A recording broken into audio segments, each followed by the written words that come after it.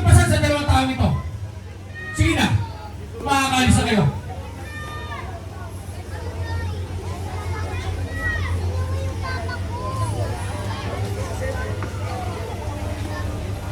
Claudia,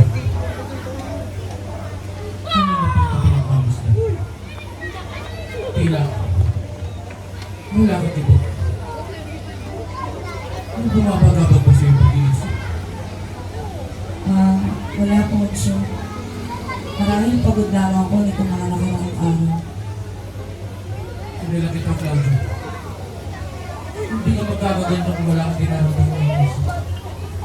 Asawa mo ko. Kaya sabihin mo. Poncho,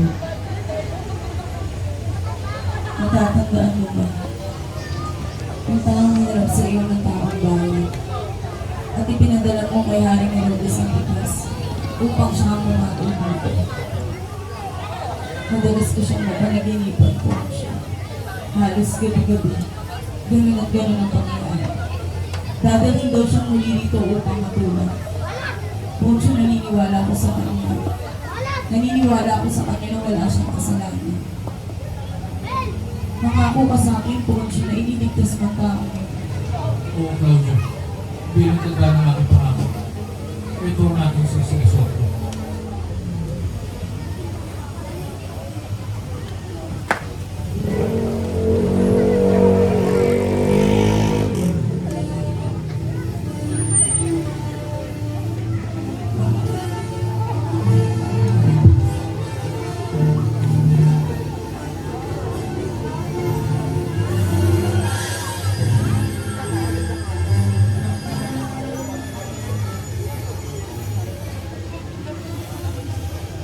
Suwenyo, ang kagandahan ng sikat ng umaga.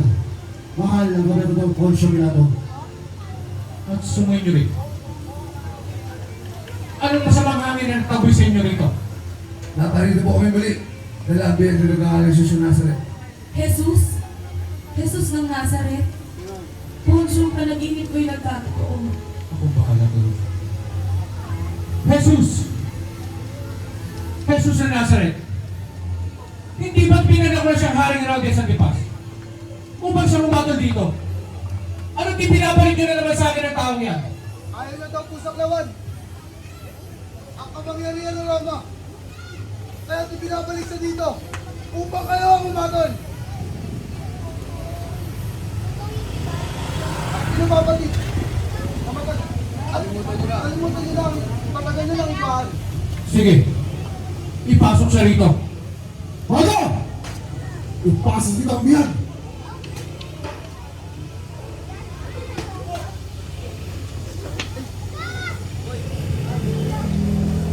Oh! Dinalin niyo sa akin ang taong ito. Nabalabag. Napakalaki na kanyang nalamang pagkakasala. Tulad ko, si Herodes Antipas man ay wala nakikita bakit pagkakasala sa taong ito. Kung kaya, palalayahin ko siya. Pagpakamalin, mahal na Gobernador. Kapag pinalaya mo ang taong yan, magsusumbong kami kay kataas-taas ang Cesar. Susumbong! Siyang tunay! Bakit? Bigyan niyo ako ng isang matinding dahilan upang hatulan ko ng kamatayan ng taong ito. Ako po si Samuel Bilibid. Hayaan niyo pong iulat ko muna ang istruktura ng taong ito. Ang kanyang ina ay si Maria. Ito ay manlalaya ng sinuli. Matayo lang po. At ang kanyang ama ay si Jose na isang karpintero buhat sa bahay ng Galilea. Galilea? Siya tunay. Poncho, hindi mo sakop ang bayan ngayon. Kaya maaari mo siyang palayain. Kung bahala, Claudia. Ano bang naibibintang nyo tungkol sa taong ito? Nanggagamot po siya. Tuwing araw ng Sabat, maliwanag sa kautusan ni Moises na iyon ay labag. At ang isang pinakamahalaga ay ang pag-angkin na siya ang anak ng kataas-taasang Diyos. Malinaw na mahal na Gobernador, iyon ay blasphemia at ang kaparusahan, kamatayan! nagsisimula na silang maglubid ng kasinungalingan. Ang bahala, Claudia.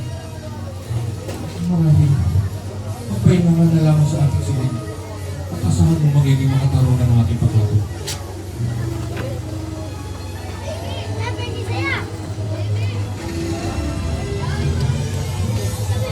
Jesus ng Nazaret, totoo ba ang lahat na binibintang nila laban sa'yo? Bakit hindi mo ako sagutin? Hindi mo ba alam na may taglay akong kapangyarihan upang ikayakin mo na ang kamatayan o palayain ngayon din? Wala kang taglay na kapangyarihan. Kundi ang pinagkaroon lamang ng aking umangman sa langit. Anong katagunan ng iyong winig ka? Muli, Jesus, ikaw ba'y hari? Ikaw natin ang siyang nagwikat. Kung ikaw ay hari, nasa dito sa lupa ang iyong kaharian. Wala dito sa lupa ang aking kaharian. Kundi nasa paanan ng aking ama. Kung nandito sa lupa ang aking kaharian, lahat ng aking tagasunod ay nagsisa-isa laban sa pamumuno niyo. Kung gayon, hari ka nga. Anong gusto niyo gawin ko sa taong ito? Patayin! At ipako sa krus! Patayin! At ipang sa kusang iyong hari! Wala kaming hari! Sitingin niyo! Tawan! Kung si Mama sa kanyang pilitan, hindi.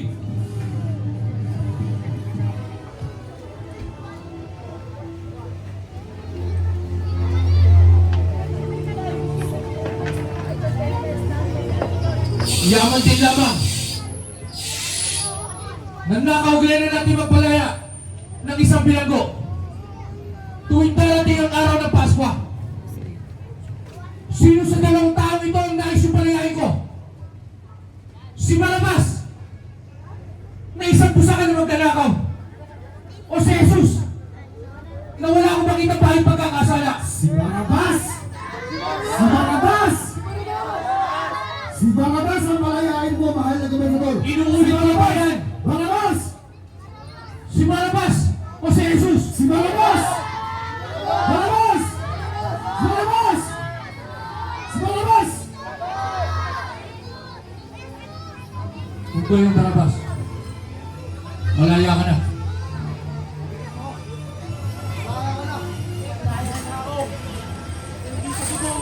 Sa dugo ng tao ito, ngayon mo ang aking nagbabalik! Marami ko ang templo! Kawal! Ikaw ako ng tubig.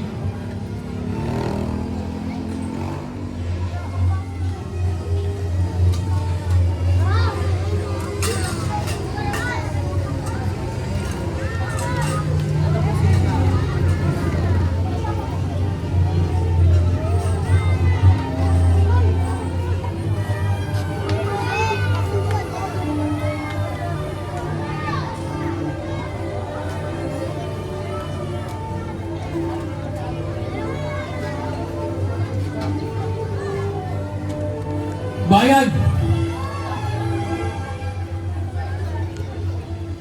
Mastan niyo ang aking gagawin. Ako ay naguhugas ng aking kamay. Natanda lamang na wala akong kinalaman sa dugo ng taong ito. Na ititigis ang kasalanan alang-alang sa inyo. Mastan niyo siya. Misto lang eksiwa mo. Larawan na buhay na patay. Yaman din lamang bayan.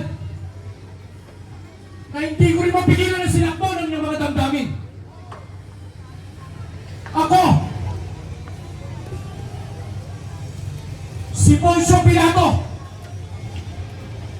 halal gobernador ng pamahalaan Roma, ay napagutusan hatulan ng kamatayan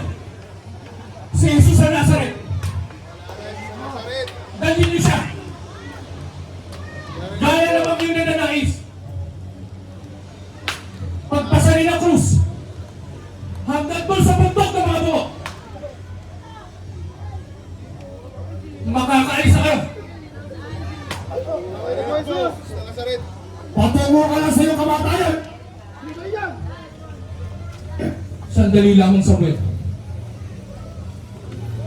Ang nais ko, bago lagutan ang hininga ang tao niya, ay ilagay sa kanyang ulan ng katagang imrig na ang ibig sabihin ay Jesus ng Nazareth, Hari ng mga Hudyo.